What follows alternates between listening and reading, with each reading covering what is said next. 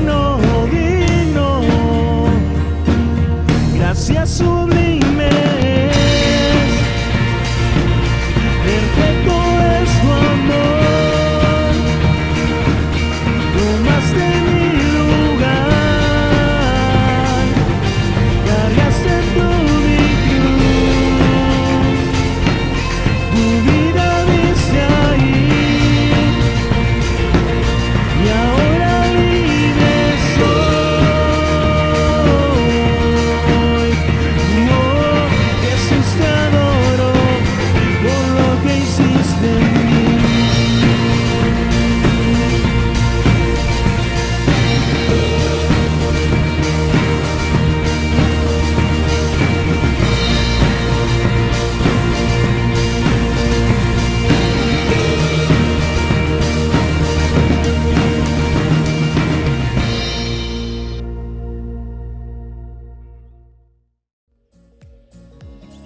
El amor de Dios es increíble, porque aún siendo pecadores, Él dio la vida por nosotros, y su gracia es infinita. Cantando recordé el versículo, porque de tal manera amó Dios al mundo que ha dado a su Hijo unigénito, para que todo aquel que en Él cree no se pierda y tenga vida eterna. Juan 3:16. Seguimos con la serie Interferencias, y te invito a que tomes notas para que después las puedas compartir en tu grupo pequeño. Y pon mucha atención al siguiente video.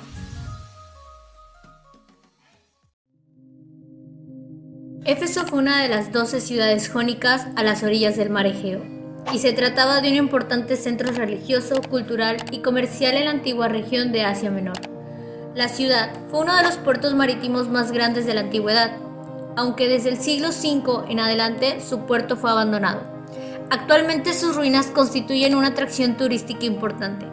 Es el asentamiento más grande y mejor conservado, así como la ciudad clásica de mayor valor en el Mediterráneo, y ha sido inscrito como Patrimonio de la Humanidad desde el 2015.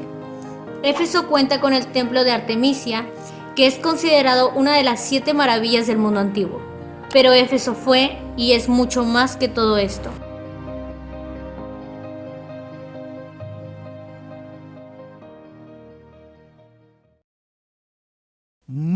Muy buenos días, iglesia. Este día domingo, otro domingo más para entrar a su casa y compartir la palabra de nuestro Dios con ustedes otra vez. Estamos con nuestro eslogan del 2020, revive, y estamos en la letra I, que significa, o que le pusimos a la serie esta de sermones, interferencias. Creo que este es el tercer sermón de esta serie, y bueno, hoy tengo que hablarles de parte de Dios sobre las interferencias que las iglesias, o que nuestra iglesia en este tiempo está teniendo. Y el sermón del día de hoy se llama Amor Perdido. Amor Perdido. Jesús en el libro de Apocalipsis le habla a 7 de las iglesias existentes en ese tiempo en Asia Menor. Cada una de esas 7 iglesias estaban estratégicamente ubicadas para el desarrollo del ministerio eclesiástico en esa zona.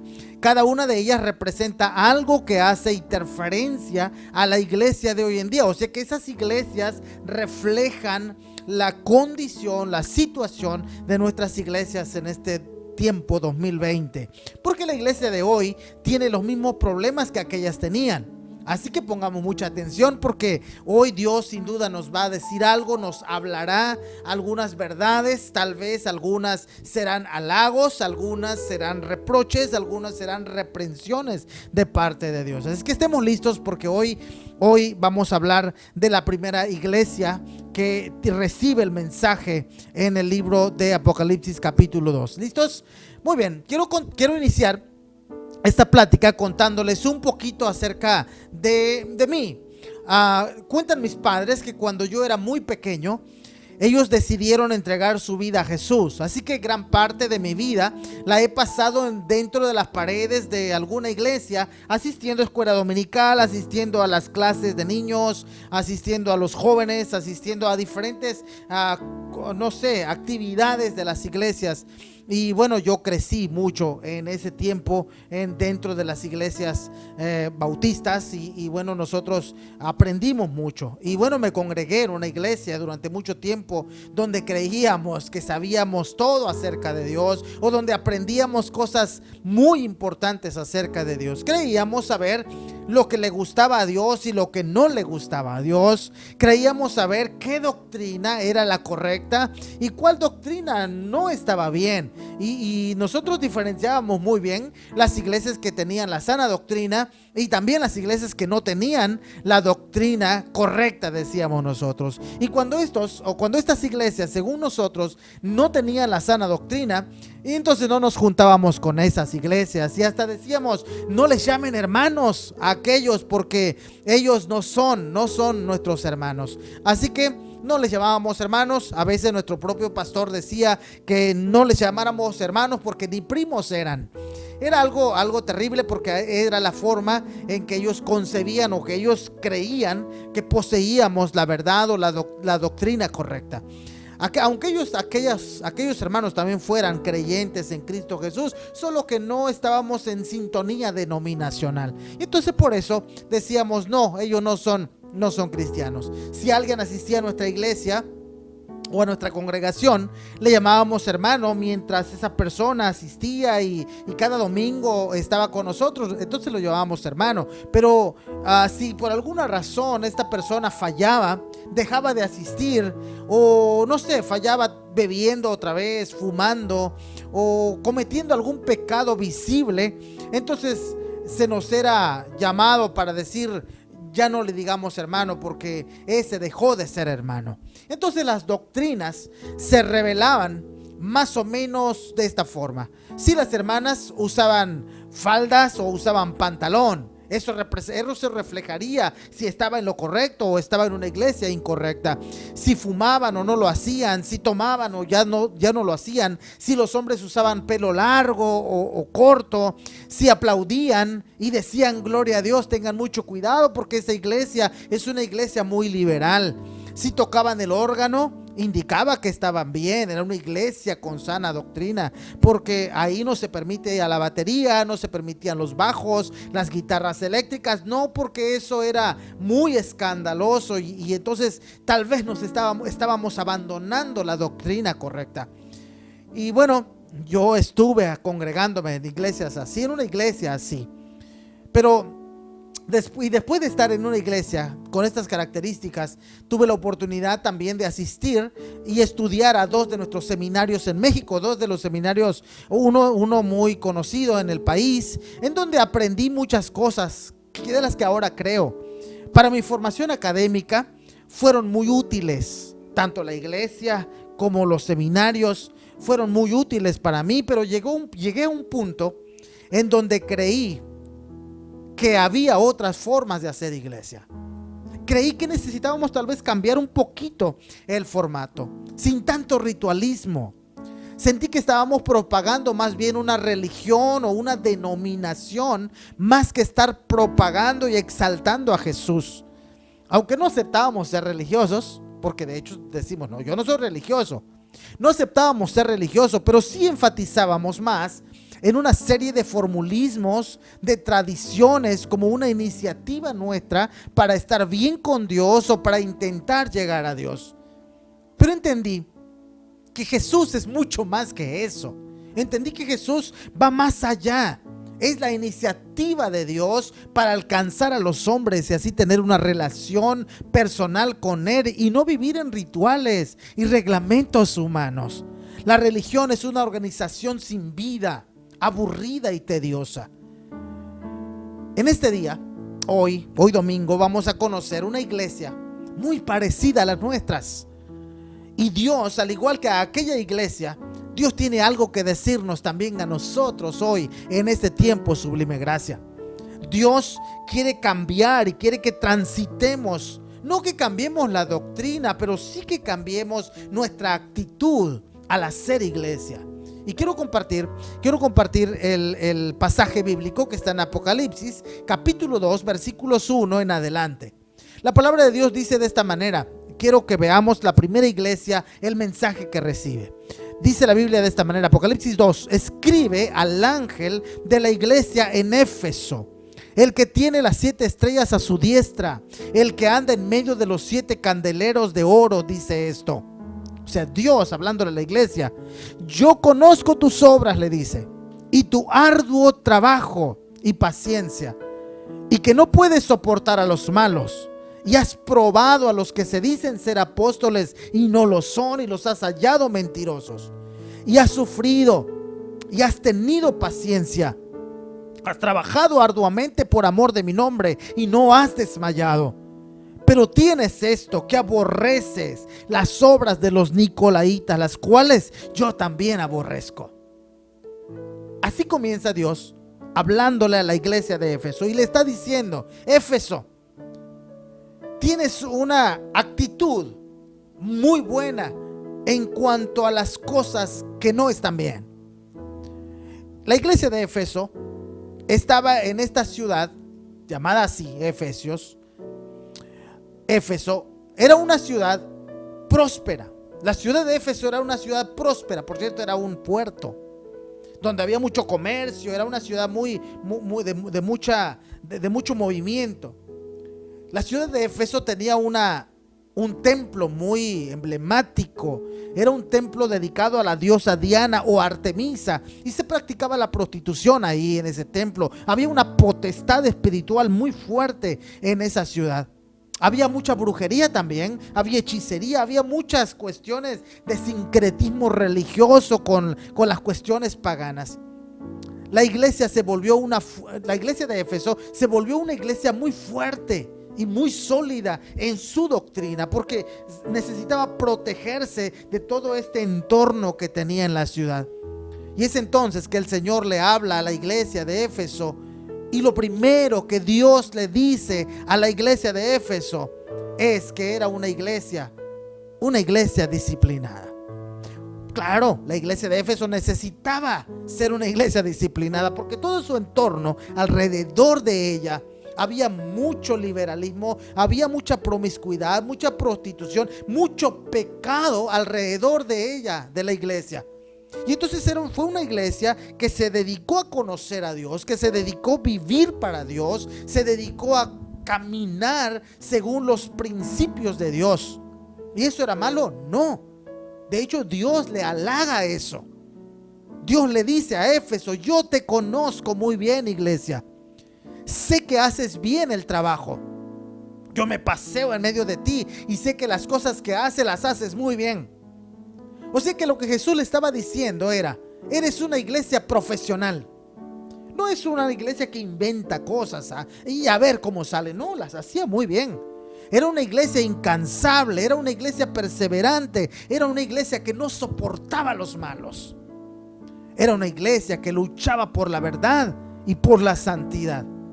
Era una iglesia que luchaba por la moralidad. Una iglesia que no permitía que la gente viviera en pecado. Dios le dice eso a la iglesia: tienes disciplina porque pones a prueba los que se dicen ser apóstoles y no lo son.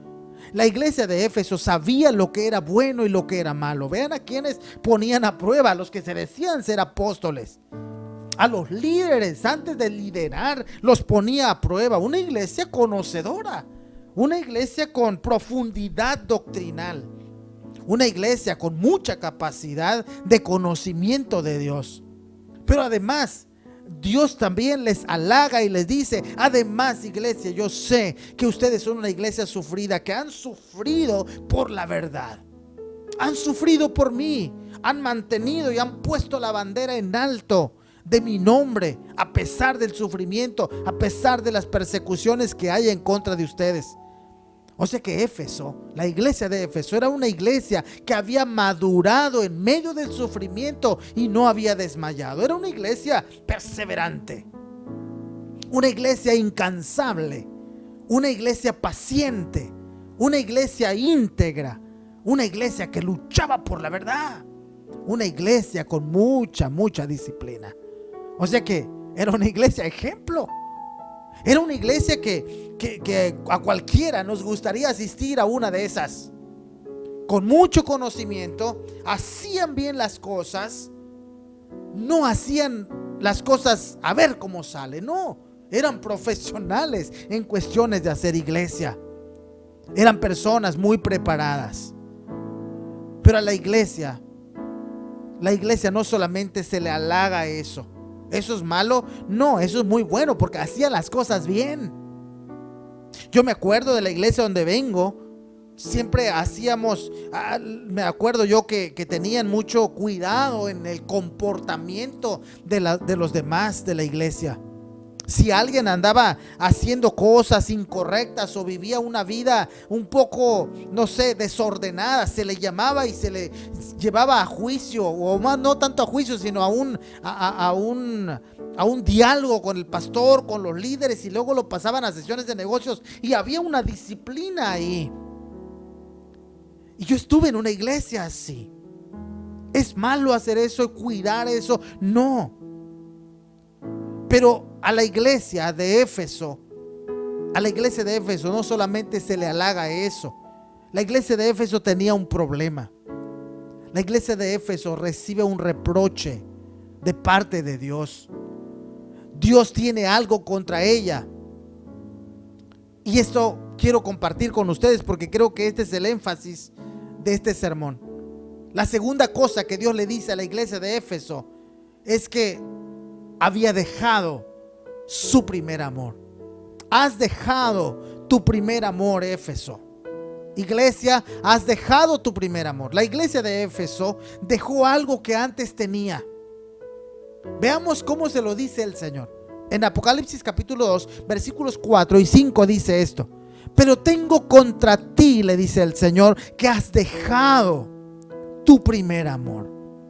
Recuerda, por tanto, de dónde has caído y arrepiéntete y haz las primeras obras, pues si no, vendré pronto a ti y quitaré tu candelero de su lugar si no te hubieres arrepentido.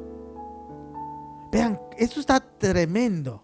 Dios le dice: si no te arrepientes, vendré pronto a ti, quitaré tu candelero de su lugar si no te hubieres arrepentido. Alguien pensaría: pero ¿cómo? Si es una iglesia que hacía bien las cosas, una iglesia que no toleraba el pecado, una iglesia que se esforzaba por la corrección, por la disciplina. Pero Dios le está diciendo: si no te arrepientes, vendré pronto a ti, quitaré tu candelero de su lugar. ¿Por qué? Si estaba haciendo bien las cosas en la práctica. Porque Dios le dice: tengo esto contra ti. Has dejado tu primer amor. La iglesia de Éfeso se volvió experta en el dolor, pero seca en el amor. Recta, una iglesia recta, pero ruda. Profesionales al hacer las cosas, pero sin amor. Experta en el dolor, pero débil en el amor. Queremos que las cosas salgan bien, decían. Que salgan bien. No importa cómo los hagas, queremos profesionalismo. Esto me hace recordar este pasaje bíblico que está en 1 Corintios capítulo 8, que el mismo Pablo lo está diciendo: el conocimiento envanece, pero el amor edifica. Esta era una iglesia, Éfeso, era una iglesia conocedora de la doctrina. Una iglesia que se esforzaba por la disciplina. Conocían cómo tratar las cosas, pero el conocimiento envanece. Y el amor, pero el amor edifica. Y ellos habían abandonado el amor. Vuelve a tu primer amor, le dice el Señor. El mismo Pablo escribe a esta misma iglesia, porque esta iglesia recibe unas cartas, la carta a los Efesios. El apóstol Pablo les dice estas palabras. Escuchen esto, por favor. Pablo le dice esto a la iglesia: pido al Padre que de su gloriosa riqueza les dé a ustedes interiormente poder y fuerza por medio del Espíritu de Dios. Que Cristo viva en sus corazones por la fe y que el amor sea la raíz y el fundamento de sus vidas. Y que así puedan comprender con todo el pueblo santo cuán ancho, largo, alto y profundo es el amor de Cristo. Efesios 3, 16 al 18. Eso le dice Pablo a Efesios. Entiendan, iglesia de Éfeso, entiendan cuán ancho, cuán largo, cuán alto y cuán profundo es el amor de Cristo y vivan allí, porque se han alejado del amor. No han entendido el amor de Cristo Jesús. Tienen mucho conocimiento teológico. Hay mucha capacidad intelectual entre ustedes. Pero el amor brilla por su ausencia. Y entonces luego viene el Señor Jesús ya en el libro de Apocalipsis y les recalca lo mismo que Pablo ya les había dicho: vuelve a tu primer amor. Entiendan el amor, iglesia. Y el mismo Pablo nos deja un himno al amor, escribiéndole una carta a los Corintios. Y Pablo lo dice de esta manera: si yo hablase lenguas humanas y angélicas y no tengo amor, vengo a ser como metal que resuena o címbalo que retiñe.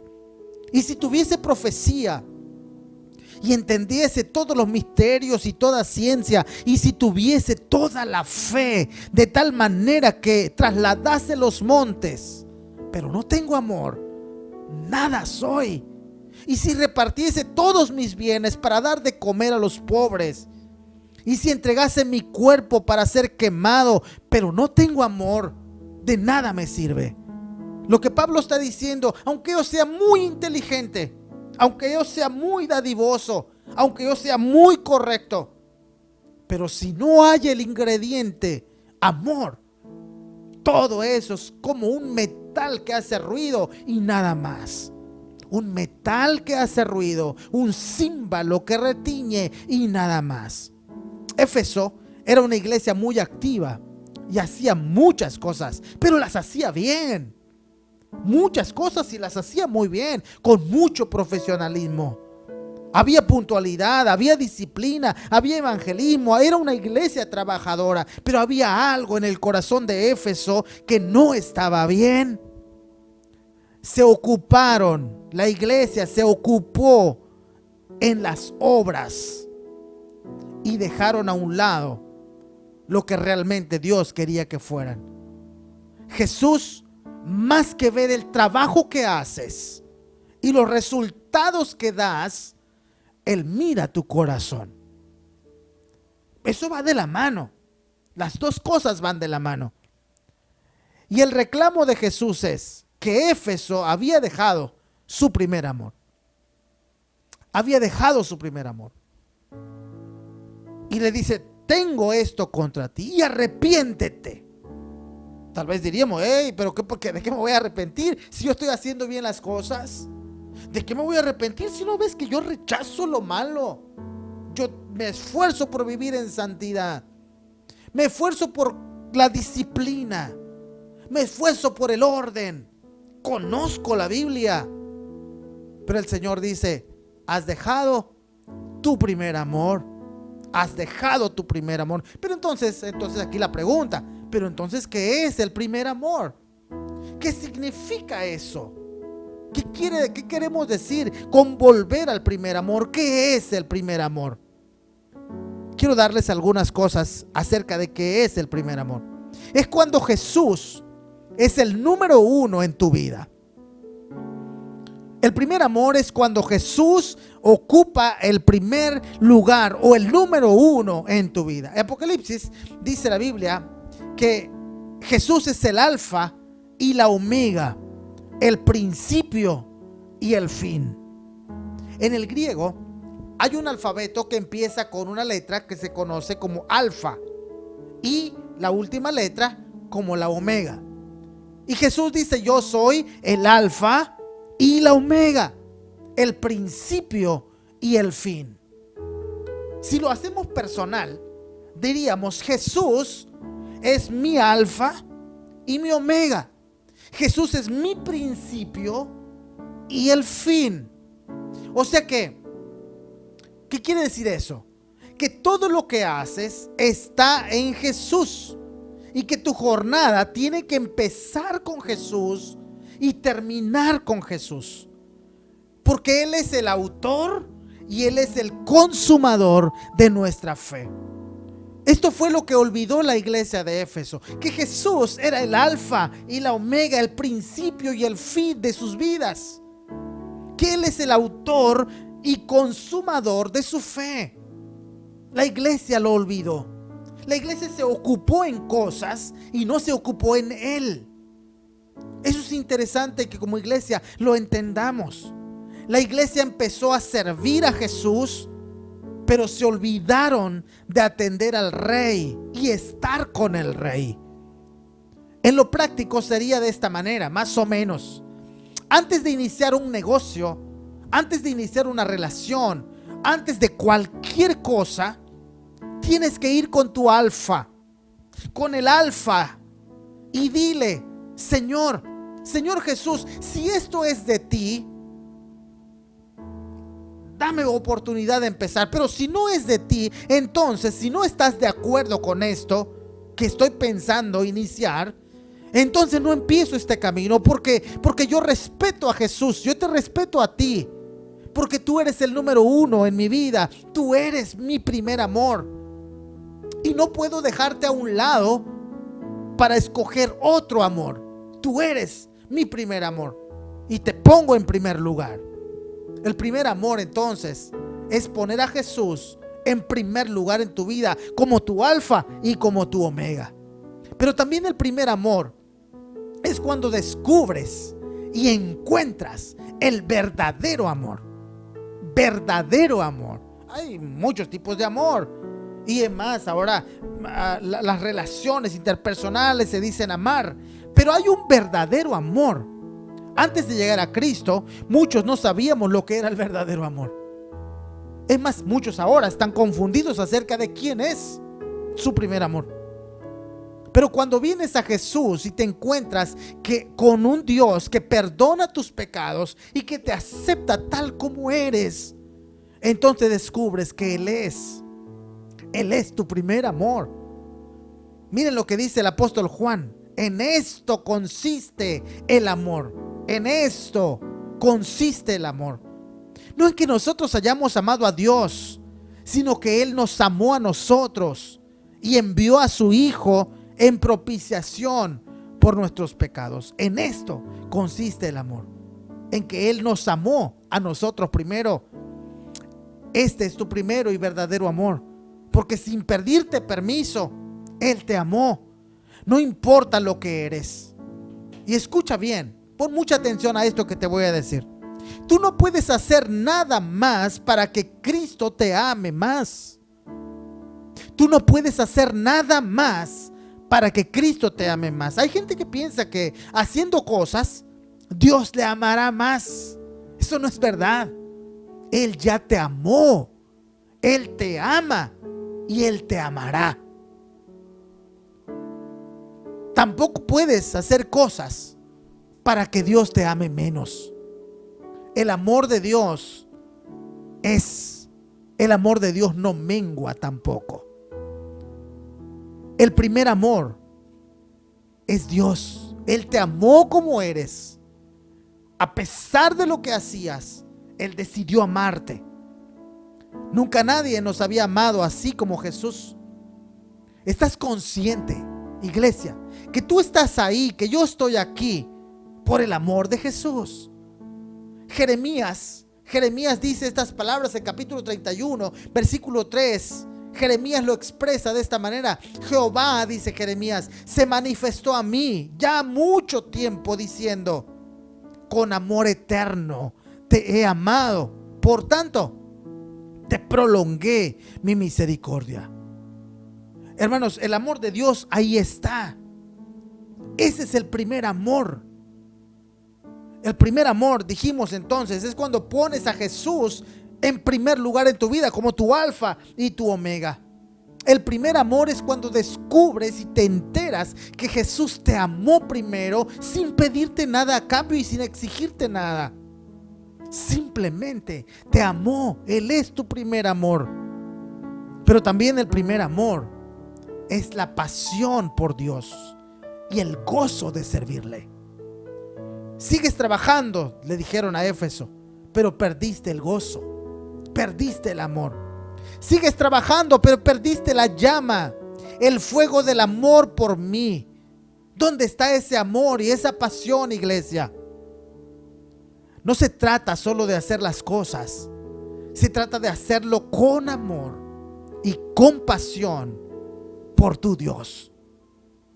El que vive en el primer amor no aborrece a su hermano, lo ama, lo ayuda y lo anima. Y hoy como iglesia creo que necesitamos regresar al primer amor.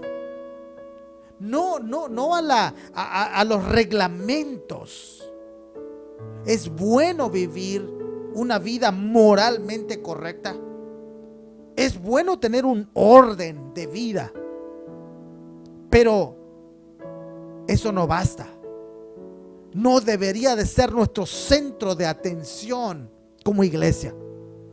El centro de atención debe ser Cristo Jesús, porque Él es nuestro primer amor. Y hoy pediremos a Dios que renueve nuestro primer amor. y no haya más interferencias de bloqueo, porque eso bloquea nuestra relación con el Señor. Porque no se trata de únicamente ser disciplinados y conocedores de teología o de doctrina. Se trata de volver a nuestro primer amor, poniendo a Jesús como nuestro alfa y nuestro omega. Se trata de recordar y celebrar su amor por mí como alguien que me amó sin condición. Se trata de trabajar con pasión por Él primero, antes que por su obra. Es importante que como iglesia nos concentremos en trabajar por Él, nos concentremos en vivir para Él.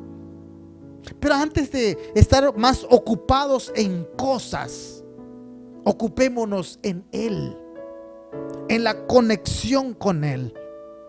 Porque si no, recibiríamos el mismo reproche que recibe la iglesia de Éfeso. Haces muy bien las cosas, con mucho profesionalismo lo haces. No te salen mal las cosas que haces, pero lo haces de manera mecánica, insípida, por inercia, porque no hay pasión, no hay amor por mí. Es importante entonces, iglesia, que reflexionemos esta mañana. ¿Por qué hago lo que hago? ¿Para que vean que yo sí sé mucho? ¿Para que vean que yo sí estoy en lo correcto y todos los demás están fallando? El conocimiento envanece, pero el amor edifica. Así era la iglesia de Éfeso. No toleraba la doctrina de los nicolaitas. Ponía a prueba a los que se decían ser apóstoles y los hallaba mentirosos. O sea, era una iglesia envanecida, arrogante por su perfección de vida. Pero habían dejado su primer amor. Iglesia, creo que Sublime Gracia necesitamos tener un equilibrio sano de conocimiento y amor. Pero el mayor de ellos es el amor. El amor es Dios. Y si vivimos en amor, entonces vivimos en Dios. Si yo hablase lenguas humanas y angélicas, pero no tengo amor, si supiera todas las ciencias y todas las profecías, pero no tengo amor, de nada me sirve. No está peleado el intelectualismo o el conocimiento con el amor, pero no podemos poner antes el conocimiento de doctrina y estilo de vida perfecto sin el amor. Porque entonces diría el Señor: si no te arrepientes, vendré y quitaré tu candelero de su lugar. Esta mañana quiero decirles, iglesia, que necesitamos reflexionar. ¿Cómo estás haciendo las cosas? ¿Con qué motivación estás haciendo las cosas? ¿Para que vean que sabes?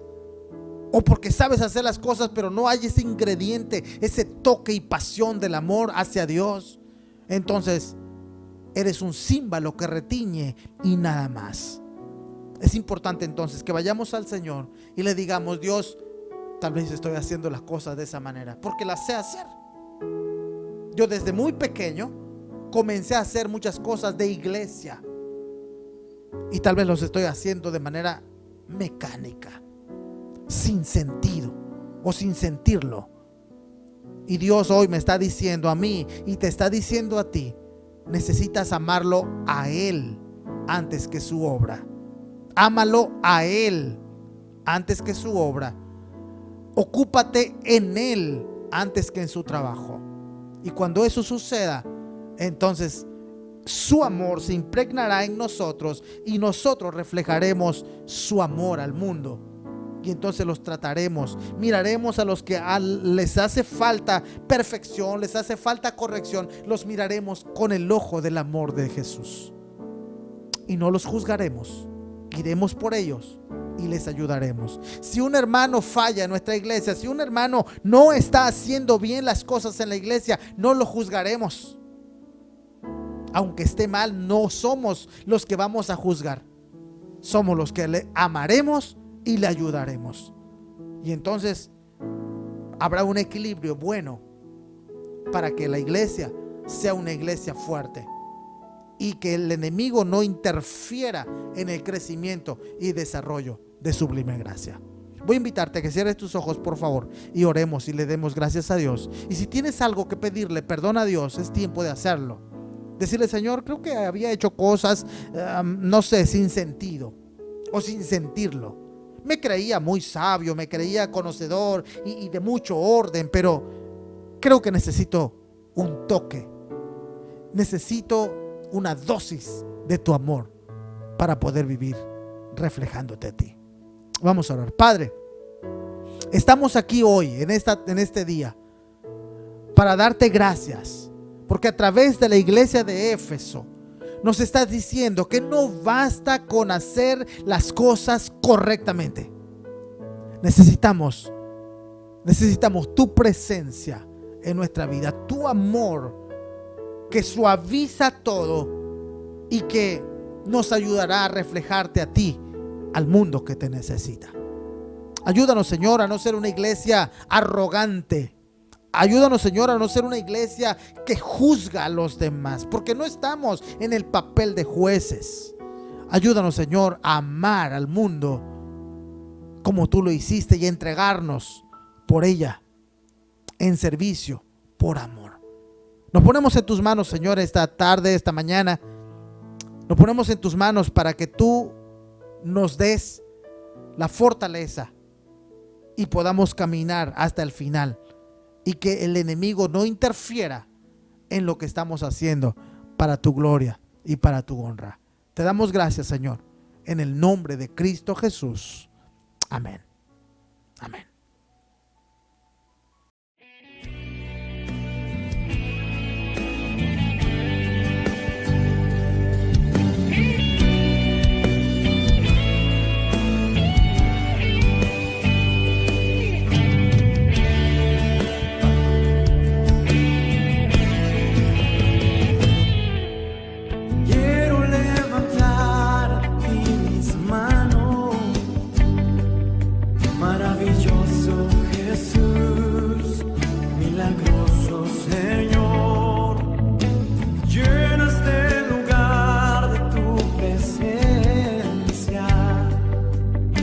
De ver tu poder, los que estamos aquí, creo en ti, Señor,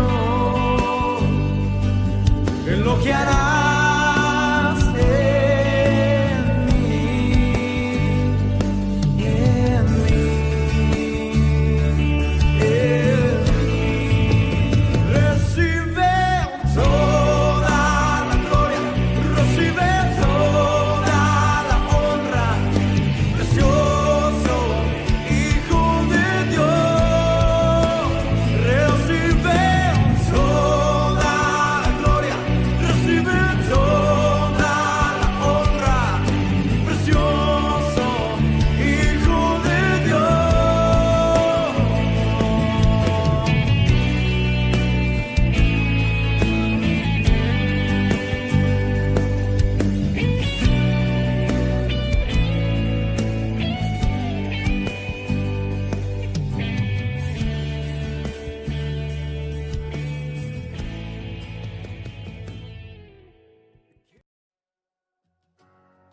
Regresa a tu primer amor. No permitas que las interferencias que hay a tu alrededor te roben ese amor. Busca a Dios. Cuando hagas algo, hazlo con amor. Esfuérzate para más. Esta serie ha sido tan desafiante para mí que te invito a que no te pierdas los siguientes temas. Conéctate con nosotros los próximos domingos. Y te agradecemos por tomarte un tiempo para hacer llegar los recursos a la iglesia. Y si gustas apoyarnos compartiendo un poco de lo mucho que Dios te da, lo puedes hacer a través del número de tarjeta que aparece en la pantalla. Y así haces posible esta transmisión. Vamos a orar. Mi Dios, te pido por todas esas familias que en este momento no tienen un trabajo, que no les falte alimento en su casa, que tengan bendiciones, y también por las familias que ahorita sí tienen trabajo, que nunca les falte y que sigan trabajando, que estén bien de salud, que ninguno de nosotros se infecte, que todos nos cuidemos y todos estemos bien. En el nombre del Señor Jesucristo, amén. Ahora te invito a que pongas mucha atención porque el hermano Melkin te dará unos anuncios muy importantes. Hola, ¿qué tal? Buenos días, yo soy Melquisedec Martínez y vengo a darte unos avisos de parte de Comunidad Sublime Gracia. No te pierdas la bendición de interceder unos por otros. Te esperamos este jueves en nuestra cadena de oración. Pide informes por el grupo de WhatsApp y oremos juntos. Próximamente también tendremos el discipulado. Más adelante te daremos toda la información, así que estate al pendiente. También interactúa con tu grupo pequeño para saber si tienes alguna necesidad y seguir orando por ti. Así es que si tienes alguna petición, hácelo saber a tu pastor de tu grupo. También no te olvides de compartir el enlace con tus amigos y familia. Te dejo con nuestro siguiente video. Presta mucha atención.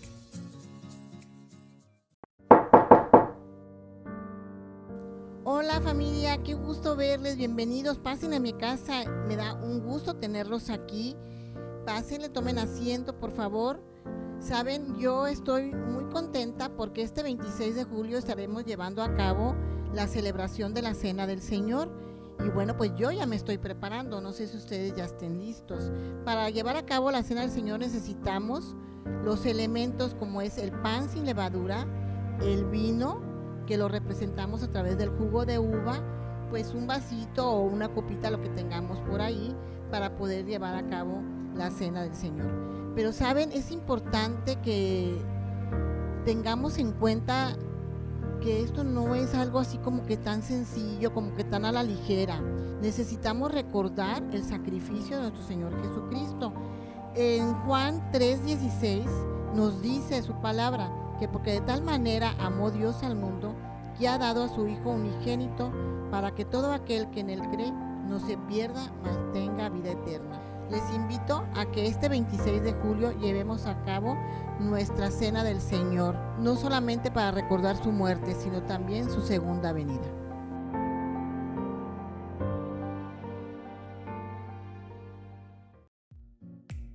Bueno familia, ha llegado el momento de despedirme, no sin antes recordarles que se cuiden mucho a su familia y recuerden utilizar las medidas de seguridad apropiadas. Que tengan un excelente domingo y nos vemos la próxima semana.